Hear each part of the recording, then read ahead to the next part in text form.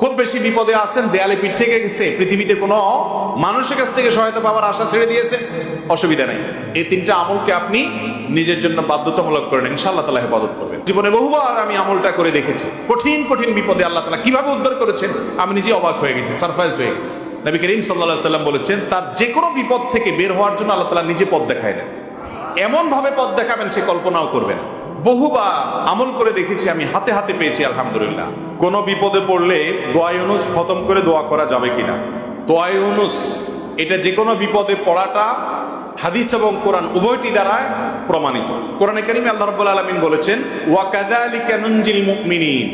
ইউনুস আলাইহিস সালাম বিপদে পড়ার পর তিনি যে দোয়া করেছেন, লা ইলাহা ইল্লা আনতা সুবহানাক ইন্নী কুনতু মিনাজ জালিমিন, এই বাক্যগুলো পড়ার পর এগুলো বলে বলে আল্লাহর কাছে তিনি দোয়া করেছেন, আল্লাহ তাআলা তার বিপদ উদ্ধার করেছেন। বিপদে পড়ার পর তিনি যেরকম উদ্ধার হয়েছেন এগুলো পড়ে আল্লাহ তাআলা কোরআনে এই দোয়ার উল্লেখ করে, এই বাক্যগুলোর উল্লেখ করে এরপরে বলেছেন, ওয়া কাযালিকা নুনজিল মুমিনিন, একইভাবে তাকে যেরকম এই বাক্যগুলো, এই জিকিরগুলোর মাধ্যমে আমি রক্ষা করেছি, হেফাজত করেছি ওই বিপদ থেকে, মাছের পেট থেকে, একইভাবে আমি মুমিনদেরকেও রক্ষা করব।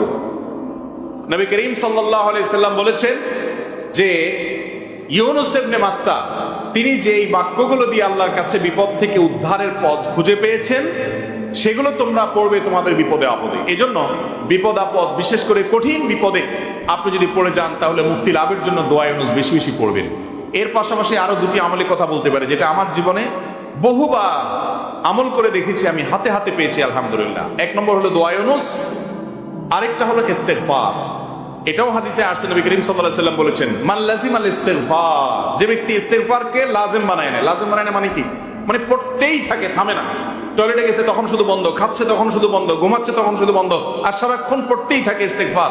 আস্তাগফিরুল্লাহ ওয়া আতুবু ইলাইহি, সাইয়্যিদুল ইস্তেগফার বা যে কোনো ইস্তেগফার, সবচেয়ে ছোট ইস্তেগফার আস্তাগফিরুল্লাহ আস্তাগফিরুল্লাহ, এটা যে পড়তেই থাকে, নবী করিম সাল্লাল্লাহু আলাইহি সাল্লাম বলেছেন, তার যে কোনো বিপদ থেকে বের হওয়ার জন্য আল্লাহ তাআলা নিজে পথ দেখায় দেন।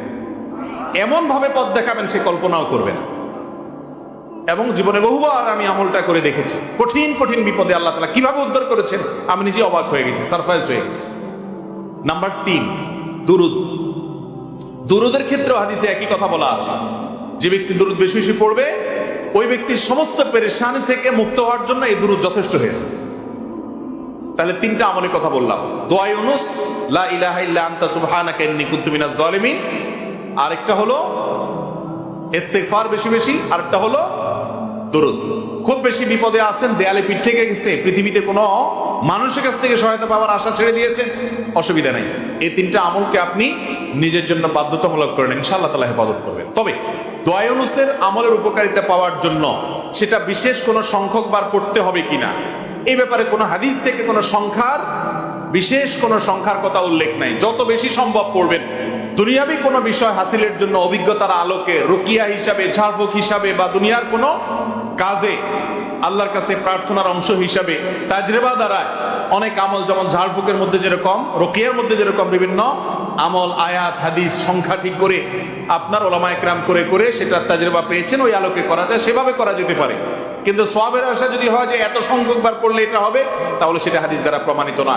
আর মৃত ব্যক্তির জন্য যদি হয় তাহলে তো সেক্ষেত্রে আরো এটাকে সংখ্যা ঠিক করে করার কোনো গ্রহণযোগ্যতা নাই। কারণ সংখ্যা যদি হাদিস এবং কোরআনে উল্লেখ না থাকে, আমরা কেউ সংখ্যা বসায় দেওয়ার অধিকার আমাদের নাই। বিশেষ করে মুর্দার জন্য যে খতমের সিস্টেম আমাদের দেশে প্রচলিত আছে, এই সিস্টেম বেদাত, এবং এতে কোনোভাবেই মুর্দার কোনো উপকার হবে না। যেই বেচারা পড়াবে তার আমসালা দুইটাই যাবে। কয়েকদিন আগে দারুল দেওবন্দ থেকে ফতোয়া বের হয়েছে এই বিষয়, বিশেষ করে কোরআনে কারিমের খতম করানো হয় যে সে বিষয়। তো এই জন্য মুর্দার জন্য দোয়া করে বা তার জন্য খতমের অ্যারেঞ্জ করে মুর্দার কোনো উপকারে, বিশেষ করে টাকা নিয়ে যদি আপনি করেন তাহলে সেক্ষেত্রে কোনো উপকারে আসবে না, বরং সেটা নাজায়েজ এবং গুনাহের কথা। বাকি হ্যাঁ, মুর্দার জন্য আমরা দোয়া করব এবং তাদের জন্য অবশ্যই কোরআনে কারিম তেলাওয়াত সহ আর যে সমস্ত আমলগুলো করা যেতে পারে সেগুলো করব, কিন্তু টাকা দিয়ে নয়।